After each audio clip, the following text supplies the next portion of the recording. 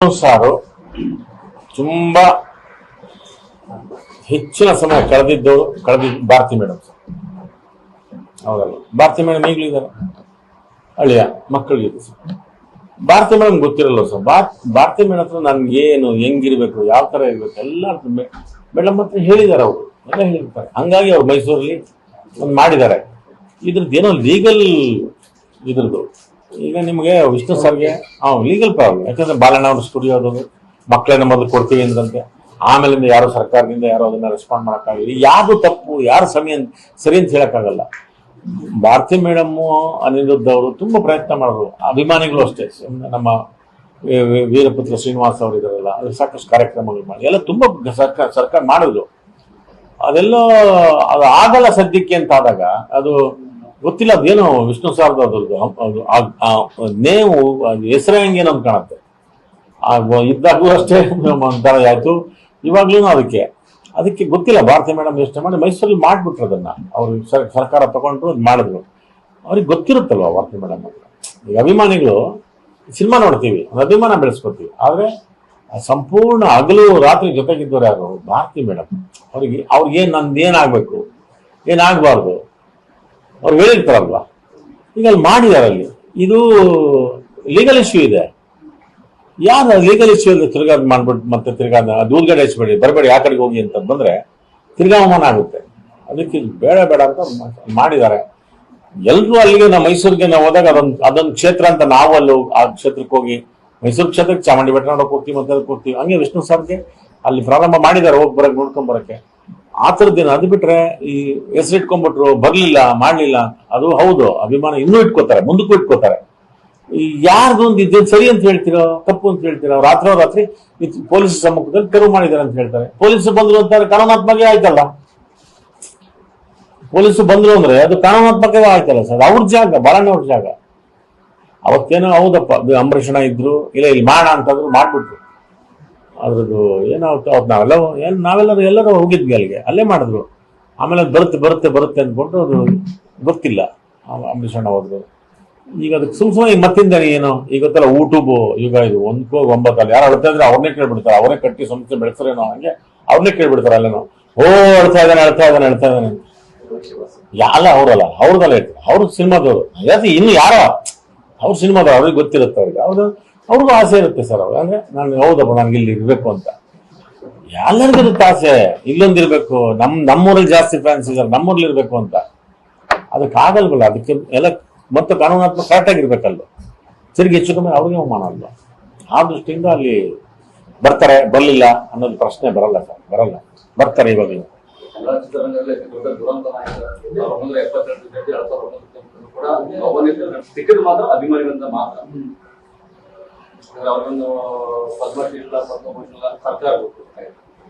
But ಇಂಥ ವಿಚಾರನ ಸರ್ಕಾರಕ್ಕೆ ಯಾವ ಕೂಡ ಮನವರಿಕೆ ಮಾಡಲಿಲ್ವಾ ಅಥವಾ ಅವ್ರ ಕಣ್ಣಿಗೆ ಕಾಣಲಿಲ್ವಾ?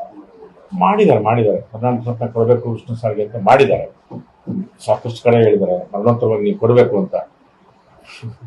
ಸರ್ಕಾರದ್ದು ಮನಸ್ಥಿತಿಗಳು ಹೆಂಗಿರ್ತವೆ ಅದನ್ನ ಕಲಾವಿದರಿಗೆ ನಾವೆಲ್ಲರೂ ಒತ್ತಾಯ ಮಾಡ್ತೀವಿ. ಎಲ್ಲರೂ ತಾರಾ ಅವರು ಕೊಟ್ಟಿದ್ದಾರೆ. ಮನೆ ಸರೋಜದೇವಿಗೆ ಆದ ತಕ್ಷಣ ಅವರು ತಾರಾ ಅವರು ಕೊಟ್ಟರು. ವಿಷ್ಣು ಸರ್ ಹಂಗಾದಾಗ ಅವಾಗಲೇ ಎಲ್ಲರೂ ಕಲಾವಿದ್ರ ಮೂಲಕ ಹೋಗಿರೋ ಕರ್ನಾಟಕ ರತ್ನ ಕೊಡಬೇಕು ವಿಷ್ಣು ಸರ್ಗೆ ಕೊಟ್ಟಿದ್ದಾರೆ. ಕಲಾವಿದ್ರ ಮೇಲೆ ಅದು ಬೇಕಲ್ವಾ, ಅವ್ರಿಗೆ ಸ್ಥಾನಮಾನಗಳು ಬೇಕೇ ಬೇಕು. ಆಮೇಲೆ ಅವ್ರದ್ದು ಇಲ್ಲೇ ಕನ್ನಡಕ್ಕೆ ಮೀಸಲಾಗಿದ್ದಾರೆ. ತೆಲುಗು ತಮಿಳಿಗೆ ಒಂದಷ್ಟು ಮಾಡಿದ್ರು, ಆದ್ರೂ ಅವರು ಇದ್ದಿದ್ದು ಅಭಿಮಾನಿಗಳನ್ನ ಇದು ಮಾಡಿದ್ದು ಇಲ್ಲೇ ಅಲ್ವಾ. ಅದೇನು ಅದನ್ನ ಆಗ್ಬಾರ್ದು ಅಂತ ಆಗ್ಲಿ ಅಲ್ಲ. ನಿಮ್ಮ ಚಿತ್ರದಲ್ಲಿ ಕೂಡ ಆತರ ಒಂದು ಒತ್ತಡ ಇರುವಂತಹ ಸರ್ಕಾರಕ್ಕೆ ಮಾಡ್ತಾರಲ್ಲ. ಈಗ ನಾನು ತುಂಬಾ ಅದಕ್ಕೆ ಆದಂತ ಕಲಾವಿದರ ಸಂಘ ಇದೆ, ವಾಣಿಜ್ಯ ಮಂಡಳಿ ಇದೆ, ಒಕ್ಕೂಟ ಇದೆ. ಈಗ ಸುಮಾರು ನಮ್ದು 16-20 ಏನೋ ಇದಾವೆ. ಎಲ್ಲರೂ ಹಾಕಿರ್ತಾರೆ, ಹಾಕ್ದೇನಿಲ್ಲ, ಹಾಕ್ತಾರೆ ಅದನ್ನು. ಈಗ ಹೌದಪ್ಪ, ಈಗ ಅವಾಗ ಅವರೇ ಇದ್ರು ಮಾಡ್ತಿದ್ರು. ಇವಾಗ ಒಂದ್ ಸ್ವಲ್ಪ ಯಾರೋ ಒಬ್ಬ ದೊಡ್ಡಣ್ಣವರು, ರಾಷ್ಟ್ರ ವೆಂಕಟೇಶ್ವರ ಕಲಾವಿದರ ಸಂಘದಲ್ಲಿ ಇದ್ದಾರೆ. ನಿರ್ದೇಶಕರ ಸಂಘ ಇದೆ, ನಿರ್ಮಾಪಕರ ಸಂಘ ಇದೆ, ವಾಣಿಜ್ಯ ಮಂಡಳಿ. ಸಾರು ತುಂಬಾ ಹೆಚ್ಚಿನ ಸಮಯ ಕಳೆದಿದ್ದು ಭಾರತಿ ಮೇಡಮ್ ಸರ್.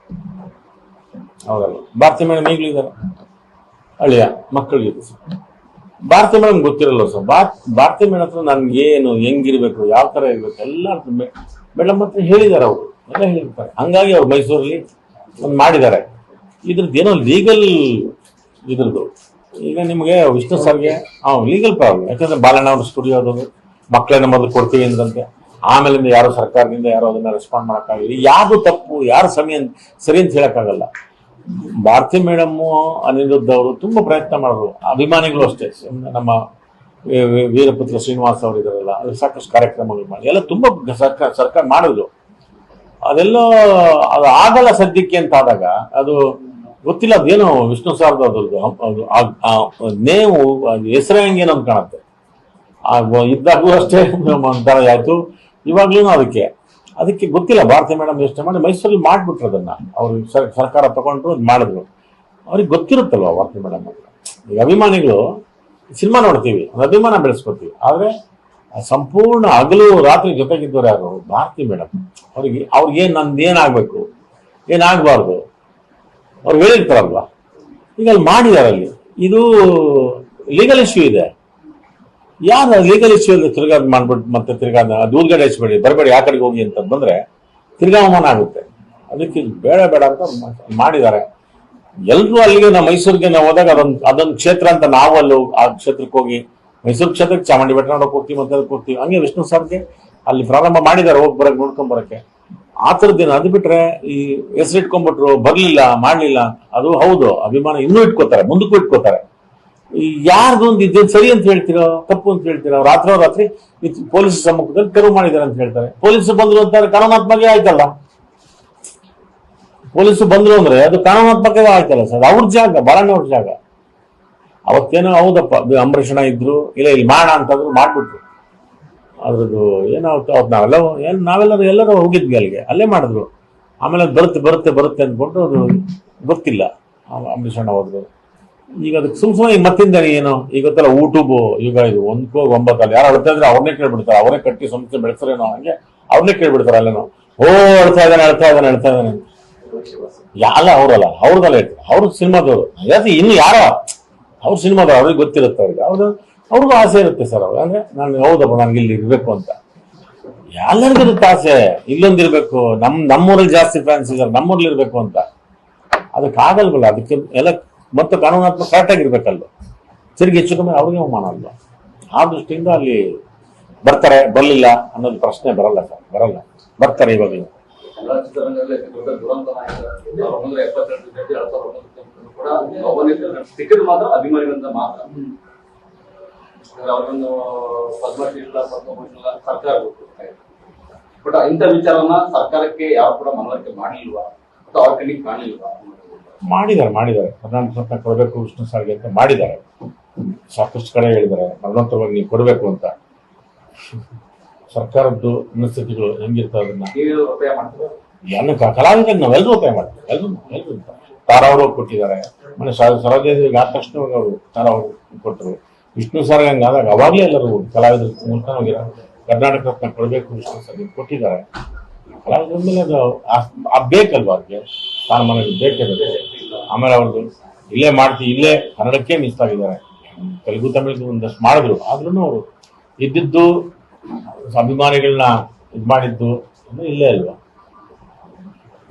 ಅದೇನು ಅದನ್ನ ಆಗ್ಬಾರ್ದು ಅಂತ ಆಗ್ಲಿ ಅಲ್ಲ. ನಿಮ್ಮ ಚಿತ್ರದಲ್ಲಿ ಕೂಡ ಆತರ ಒಂದು ಒತ್ತಡ ಇರುವಂತಹ ಸರ್ಕಾರಕ್ಕೆ ಮಾಡ್ತಾರಲ್ಲ. ಈಗ ನಾನು ತುಂಬಾ ಅದಕ್ಕೆ ಆದಂತ ಕಲಾವಿದರ ಸಂಘ ಇದೆ, ಒಂದು ವಾಣಿಜ್ಯ ಮಂಡಳಿ ಇದೆ, ಒಕ್ಕೂಟ ಇದೆ. ಈಗ ಸುಮಾರು ನಮ್ದು 16-20 ಏನೋ ಇದಾವೆ. ಎಲ್ಲರೂ ಹಾಕಿರ್ತಾರೆ, ಹಾಕ್ದೇನಿಲ್ಲ, ಹಾಕ್ತಾರೆ ಅದನ್ನ. ಅವಾಗೀಗ ಹೌದಪ್ಪ, ಈಗ ಅವಾಗ ಅವರೇ ಇದ್ರು ಮಾಡ್ತಿದ್ರು. ಇವಾಗ ಒಂದ್ ಸ್ವಲ್ಪ ಯಾರೋ ಒಬ್ಬ ಇನ್ಶೆಟ್ ದೊಡ್ಡಣ್ಣ ಅವರು, ರಾಷ್ಟ್ರ ವೆಂಕಟೇಶ್ವರ ಕಲಾವಿದರ ಸಂಘದಲ್ಲಿ ಇದ್ದಾರೆ. ನಿರ್ದೇಶಕರ ಸಂಘ ಇದೆ, ನಿರ್ಮಾಪಕರ ಸಂಘ ಇದೆ, ವಾಣಿಜ್ಯ ಮಂಡಳಿ. ಹೆಚ್ಚಿನ ವಿಡಿಯೋಗಳಿಗೆ ಪ್ರತಿಧ್ವನಿ ಯೂಟ್ಯೂಬ್ ಚಾನೆಲ್ ಸಬ್ಸ್ಕ್ರೈಬ್ ಮಾಡಿ, ಬೆಲ್ ಐಕಾನ್ ಕ್ಲಿಕ್ ಮಾಡಿ.